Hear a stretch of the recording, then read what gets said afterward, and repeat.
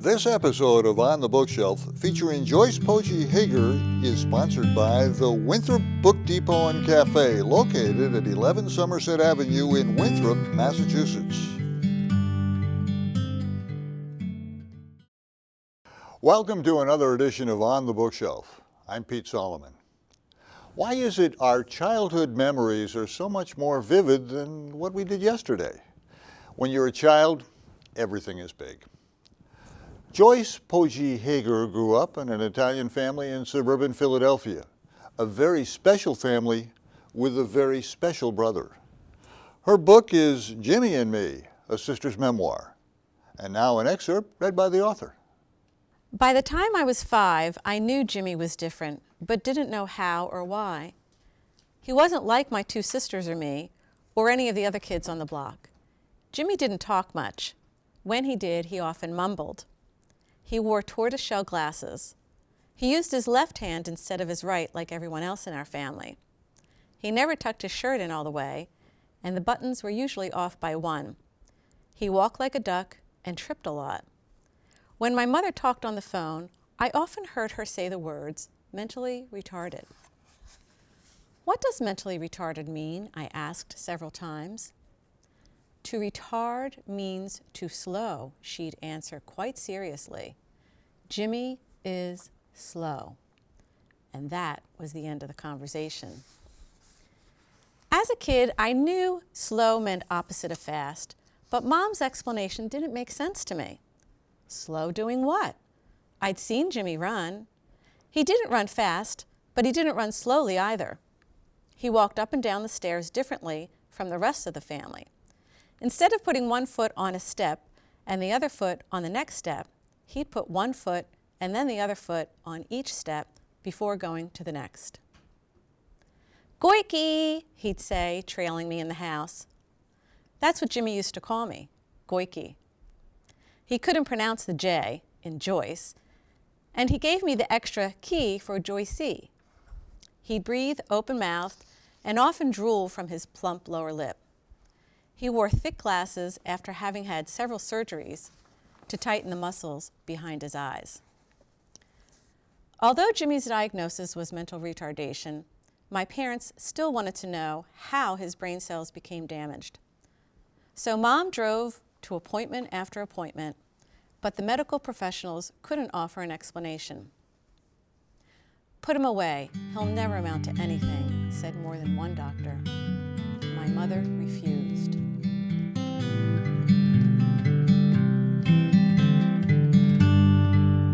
An excerpt from Jimmy and Me, a sister's memoir from the sister, from Joyce Poggi Hager. Thank you very much for the visit. We look forward to visiting with you because it's such a compelling book. Thank you, Pete. First, let's meet the Poggis. Now, there's your dad, and Leto, known as Babe in the neighborhood. Right. He was an iron worker, and I understand that his strong work ethic begat your strong work ethic. Yes. And then there was your mom, Rosemary, or Ro. She was very organized. We learned that when we heard about how she organized spring cleaning in your household. Yes. And of course, your older sister is Lynn. Yes. Then comes Jimmy. You're a year younger. Yes. And the youngest is Allison. Right. What was it like growing up in suburban Philadelphia with that family of 6? We grew up in a wonderful neighborhood. It was a big Italian neighborhood, a lot of demonstrative Italian families, lots of kids in the neighborhood. We lived on a street called Stony Brook Lane. There was a little creek behind our house. It was a joyful time because there were just so many kids, and the neighbors were close-knit. We weren't far from Philadelphia. My parents were born and raised in Philadelphia, and my grandparents were there, so we'd go in to visit them. So I think it was the neighborhood more than anything on Stony Brook Lane that made me feel and our family feel like we were part of this larger Italian loving community. I guess because you and your brother Jimmy were so close in age, from a very early age, you became Jimmy's assistant, his protector, his advocate, and this assignment shaped your girlhood, didn't it? It certainly did. I grew up pretty fast. I didn't really have a sense of play when I was a child because as a very young girl, I was asked to perform an adult responsibility. the patterning scene, which people can read about, and just sort of taking care of Jimmy, or just being maybe watchful. We were closest in age. So it did shape me. It was a pretty serious. I think Jimmy was the central axis in our family and our home. And my sisters and I knew that. And we knew that we always had to rally around Jimmy. But I think, in order to be patient for someone who has intellectual disabilities, required someone who, well, is patient. So yeah, he did shape me. He really was the first and greatest teacher of my life.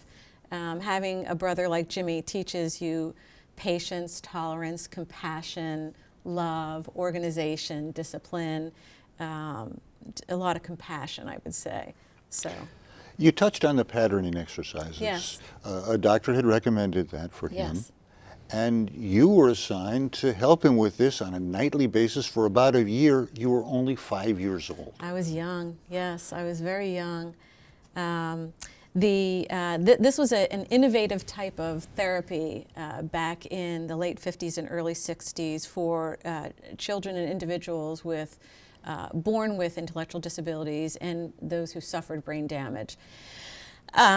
And so it was a very physical exercise, and my mother and a lot of the Italian neighbors would come together and perform this exercise 4 times a day, twice in the morning and twice at night. And if there was a shortage, if somebody couldn't make it, my mother tapped me and said, "Okay, you have to go and help Jimmy." And you do what your mother says, right? And do anything to help Jimmy. So. But ultimately, this wasn't that successful, was it? It's funny. It depends on who you ask. No, there was no scientific credibility to it. However, if you ask some of the patterners, those lovely, warm Italian neighbors, and my mother's dearest friends and my aunts and uncles, did they think it made a difference? They will tell you yes. I think the difference was this loving community coming into our house, and just all of that attention, that love and that care helped Jimmy to become more confident, to speak, to interact where he might not otherwise had he been isolated. So interacting, he finds guys he can hang with. Right. He develops a great love for the NHL Philadelphia Flyers. He sure does. In the meantime, you characterize yourself as a shy young girl. Yes, yes. Well, I think, Jimmy and I were sandwiched between our older sister and our younger sister. And I think that because my mother had given me responsibility at a young age, I must have interpreted that, in retrospect, I'm thinking it now, I must have interpreted that as, well, if she is giving me an adult responsibility, then I must behave like an adult and not so much like a child. And I knew that he needed a lot of care. And so my sense was that I needed to just stay in the background, not cause any trouble. Mommy and Daddy had a lot to do. Just make things easy for them. Don't cause any trouble.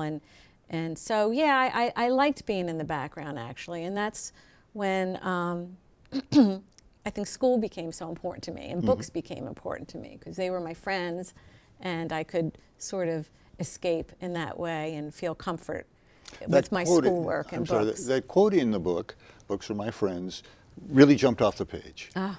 And now you are the author of 2 published books. Yes.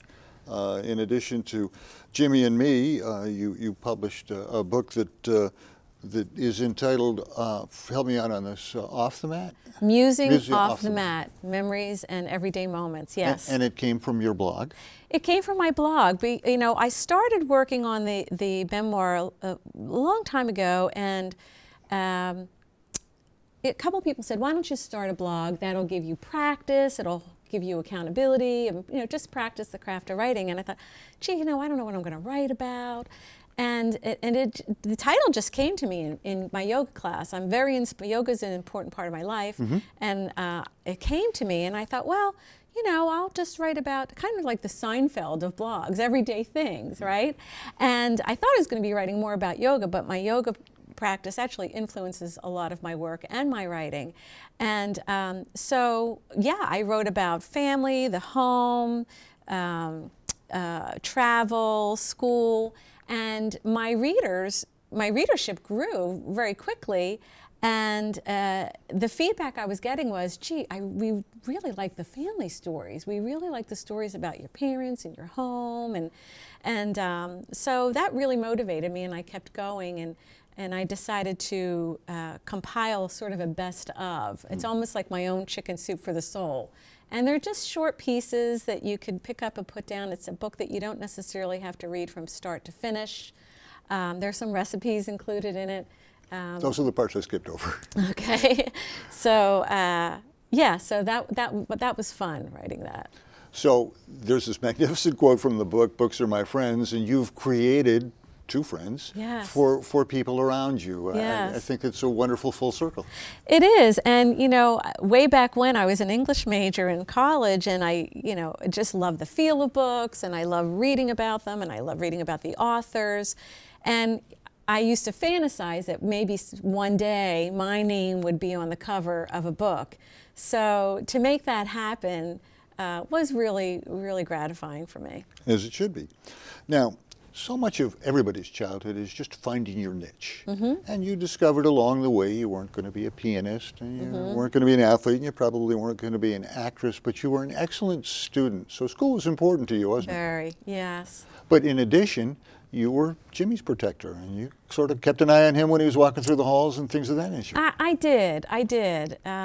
We were in school together. He was in the special ed classrooms, and back then, in the 60s and even in the early 70s, there was one classroom for special ed students.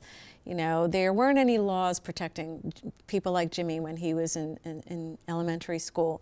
So there was one classroom, and, I would see him in the halls or see him in the lunchroom, and just always sort of had an eye out, make sure no one's, giving him a hard time. And but yeah, we were in school together through junior high and high school, and we would walk to school together a lot too. And those were vivid memories for me. Sure. You made reference in the book to Eunice Shriver. Yes. And what she meant to young people, and it's interesting that things have changed so dramatically now. Yes. I often thought if Jimmy were born in 1986 instead of 1956 and had the benefit of computer tablets and visual learning, he would have done. I think he would have accelerated faster. But my mom and dad, they were tenacious, and they did the best they could, giving him the education that they could. And it seems like your mother and father never lost sight of the fact that a big part of their job was to prepare Jimmy for adult life. Yes. And that wasn't so easy, because they and Jimmy saw the three daughters, graduate college, take out jobs, marry, go into their own homes. Some of us moved a little further away from the Philadelphia area. You did. Yes, I did. And so that was really hard on them, and Jimmy too. And also Jimmy saw his neighborhood friends who he used to play hockey and basketball with and ride his bike with, they got their driver's license, went to prom, got married. And so that was a really difficult time for them, my parents. But they sought counsel, and a very wise attorney counseled them to say, you need to prepare now before one of you passes, because the surviving parent and Jimmy will find it much harder. And so they went about this when he was about 40-ish, in his early 40s, and managed to find an apartment for him, so that he could live semi-independently. Sure. Yes. Now, if we just may back up for a moment, your family is a Roman Catholic family. Yes. And yet, because of the priest's insensitivity to Jimmy's goals and his needs, the family changed their religious focus, didn't they? They did. The Catholic Church really let them down. They let my parents down on more than one occasion. And, you know, my mother went to Catholic school, and of course we went to Mass, and they were married in a Catholic church. But there was more than one occasion where the Catholic Church, and specifically our parish, let them down. And my mother used to say, later on, she said that she followed God's laws and not the church's laws, and she felt closest to God when she was on her knees digging in the garden. So although my parents and our family had a good sense of the Catholic faith and good Christian values, the behavior of the church really disillusioned them. Now, many of us find a teacher somewhere in our lives who transforms us, as you did with Mrs. Turner. Yes. You're a Turner product. Yes. Can you explain that? Yes, I can. So my, was it 10th or 11th grade teacher, Mrs. Turner, I thought she was fantastic, and she was this very prim and proper woman, and she had milky skin, and when we went into her classroom the first day, she, you know, had a little bit of a nose in the air, and she said, by the end of this school year, you'll all be Turner products. And so I thought she was fascinating. Not all of my classmates shared that opinion, but she taught us about a lot of American literature, and specifically the New England authors, Emerson and Hawthorne and Thoreau, and especially Thoreau, which his quote is in the beginning of my book. So I thought she was just fantastic, and I was mesmerized by her. And she called me at the end of a class one day. She said, Joyce, come here, I want to talk to you. And I thought, oh my goodness, what could she possibly want to talk to me about? And she said, you know, you're going to go to college? And I said, yes, I plan to, I want to, which was new for my family. And she says, well, I think you should start behaving like a college student right now, and I'm going to write a letter to Villanova University and ask their librarian to admit you, to use their library and start reading and writing like a college student. And I just thought, oh my God, this woman has so much belief in me. And so I did. My father used to drive me to the library, and I would go there on Sundays.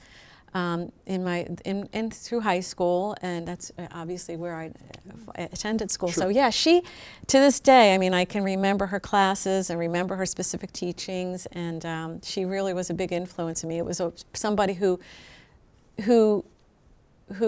thought that I was capable of more. Now, there are a number of excellent schools in the Philadelphia area, Yes. Penn, LaSalle, St. Joseph's, Yes. Temple. Did Mrs. Turner have some sort of attachment to Villanova? Why Villanova? I don't know why she chose Villanova. I honestly don't, but I think it's really interesting because my father, who is a construction worker, was on the construction team who built the Falvey Memorial Library at Villanova.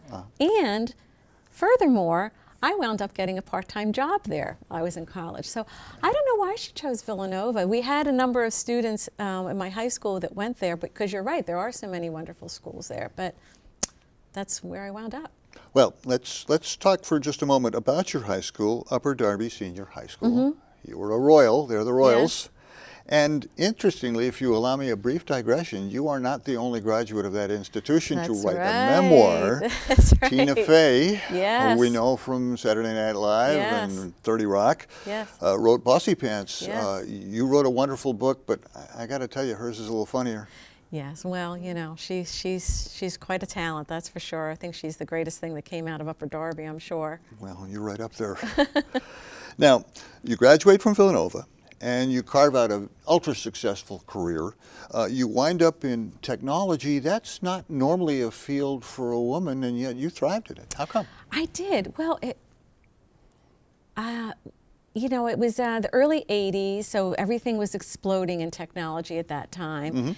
And my career was in technology as a human resources professional. And I don't think it's coincidental that, you know, in human resources, your job is to maximize the talent of others. And you're really often in the background. And that's where I was comfortable as a child and even as a professional, because as a child, as a student, I preferred being in the background.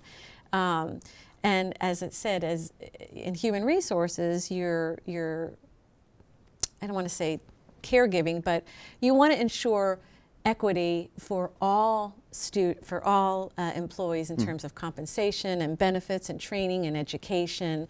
And that came very naturally to me. It's something that I loved. I had a great career. I enjoyed doing what I was doing, and I liked seeing employees progress in their career and liked advocating for them, for their rights, not only for their compensation and benefits, but for fairness and good employee relations. Ultimately, you wind up a vice president. Yes. Now, we talked briefly about your inheriting your great work ethic from your father and organizational skills from your mother. Could you see these things that you brought to the table when you got into the business world as something you brought from childhood and that served you well as you were in? Yes, especially the discipline. My mother, my mother was very organized and disciplined. Everything was in its place. Just very organized, on time. Actually, all 4 children. My siblings were all the same. Were always early or on time. Very rarely miss school or miss a day of work or call in sick. Very rarely. So that came from my mother and my father. I think also the discipline at Villanova. And early on, I was working at Intel before Intel was a household name. And there was a great amount of drive and high expectations. There was a book that Andy Grove, the original CEO, wrote called High Output Management. And so their expectations were set very high at Intel. And I loved it there. I loved it there. I actually met my husband. We have a similar work ethic. So I think that really catapulted me early on in my career. And you have 2 daughters. You and Gary, your husband, have 2 daughters. Yes. How did your childhood impact your mothering skills? Oh. Are you a lot like, do you say things or do things and you say, boy, that's what my mom would have done? Or do you say that? Yes, I said, I'm turning into my mother. That. I said that or I did that, yes. So I'm definitely super organized and have high expectations for my children. I want the best for them. One thing I was aware of is not giving them too much responsibility and giving them a greater sense of play, because I didn't have that. I mean, certainly they made their bed and they, had to clean up their room and did their homework and did all that, but I made sure that they had a greater sense of play growing up. So you become an adult, but still there's this thread between you and Jimmy. You're in different places now. Yes. But still, that responsibility never left you, did it? No, and it never will. It never will. My parents are gone now, and my sisters and I have promised them that we would always take care of Jimmy, and I'm so grateful for both of my sisters. We all take turns. But yes, there's always that feed. What about Jimmy? What about Jimmy? What about Jimmy? Is he okay? Is he happy? Is he healthy? So, it's always there. You talked earlier about imagining yourself as a writer when you were a young girl. And then you wind up attending a one-day writing class, and you're inspired to write an essay on the patterning we talked about at the outset. And suddenly, there's a memoir. Yes. How difficult was it to make the decision that you were going to commit to this? And what was the gestation period between the time you said, I'm going to write this memoir about my life with my brother and my family, and the actual finished product? So it was about a year after my mother passed away that I saw this class called Writing. It was a one-day seminar, Writing from Real Life. And I thought, well, I'm going to try this. And I wrote the patterning scene, or what was the beginning of the patterning scene, and I just gushed. It all just came out. So I don't think it was happenstance that this happened a year after my mother was gone. And so I enjoyed the process of writing, and I was writing more vignettes. I wrote the first Holy Communion scene. I wrote the spring cleaning scene. And I said to my husband, I think I might be writing a memoir. I'm not sure. And so I had all these scenes in my life, and then I thought, let me try to put them together. And so I would say from that first scene until, I think it was till the finished product was about 7 years. Now, keep in mind, I stopped and started a lot. I mean, I put it away for 6 months. It was gestating, and then again another 9 months. And I made a lot of changes. But off and on it was, and then I would say the last 2 years I got very serious about it, and I put a timeline together and I put a schedule together, and I said, okay, I'm going to do this. This is the organization in me. I'm going to do this. I'm going to hire a book designer. I'm going to hire a developmental editor, a copy editor, and I'm going to get this done by this date. And I did. The book is intensely personal. Was it hard for you to open your life up to strangers? Yeah, it's funny because ironically, I am an introvert at heart. So to put myself out there is kind of, it's interesting that I'm doing that. I didn't set out to write a memoir. I didn't consciously say, I'm going to write a memoir and it's going to be about this. I think as a writers, we're just compelled. I think I had to just get it out. And while I was in the process, there were some days where I was saying, oh, this is really good. And other days saying, oh, I don't know why I'm doing this. And then, a light clicked on and I said, oh, I'm doing this for my daughters. That's why I'm doing this. As I said, it had to come out. I was just compelled. It wasn't so much that I was inspired as much as I was compelled. And after it was done, before it was published, I gave the manuscript to my daughters. My husband had read it too. And I'll tell you, Pete, it was really wonderful. My older daughter wrote me a letter that brought me to tears that said something along the lines of, we've always heard these stories about Noni and Pop-Pop and Uncle Jimmy, but now we understand so much more and we understand you so much more. And my younger daughter said, gee, I never knew that there weren't any laws protecting Jimmy at this time. I never knew that there weren't. So it was very gratifying to hear their response to the manuscript. Now, I have a son, not a daughter, so I'm going to hold my breath and ask this question. Were there moments as your daughters read the manuscript where they said, something similar happened to me, or I was faced with this decision and I turned out to make the same decision my mom did? Was there a connection there? I haven't heard that from them. No, I haven't heard that from them. Your 2 books are nonfiction books. Yes. Is there another book in you? And at some point, is there a possibility you might try fiction? I have a number of essays that I've written, personal essays. Again, they just seem to have to come out when something happens in my life.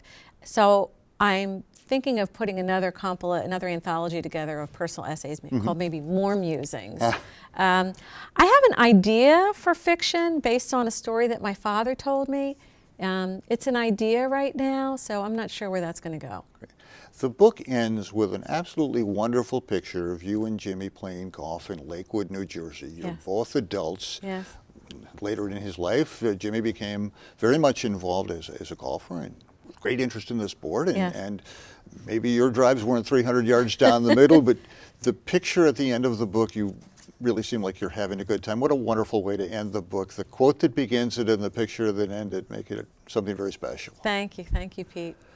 Was it a tough decision to select that particular picture? Or? Well, I knew what the end of the book was going to be. I knew what the last sentence would be. And, Jimmy picked up, he actually played golf when he was in his teens a little bit. He used to go to the driving range. And then he picked it up again about, maybe, 10 years ago, really seriously. He's really into it now. And I'm a perennial beginner, but I have fun out there with him. And, I went to visit him when he comes up here. We go golfing together too. My husband joins us. So we were out and I said to my husband, oh, can you maybe try to get a couple pictures?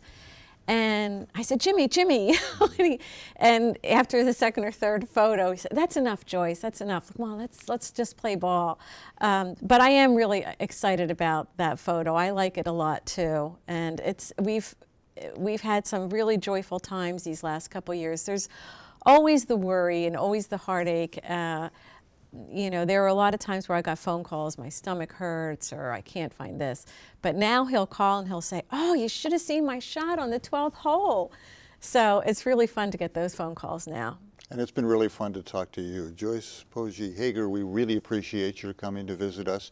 And more than that, we appreciate your making your book available for us to read. It's a great story. And we wish you nothing but the best as you continue in your writing career. Thank you very much for joining us tonight. Thank you, Pete. Thank you. And thank you for joining us tonight. For Joyce Poggi Hager, I'm Pete Solomon. for On the Bookshelf. We'll see you next time. Thank you. This episode of On the Bookshelf featuring Joyce Poggi Hager was sponsored by the Winthrop Book Depot and Cafe located at 11 Somerset Avenue in Winthrop, Massachusetts.